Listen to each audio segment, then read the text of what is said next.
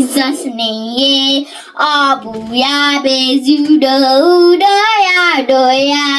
udoya udoya kainara udom in Jesus' name. Abuya bezudo mama dirigi chineke mama dirigi oyama mama dirigi chineke mama dirigi oyama I got a noodle I get a takwa noodle ekele diri chineke oyene mema I got a noodle I get a takwa noodle ekele diri chineke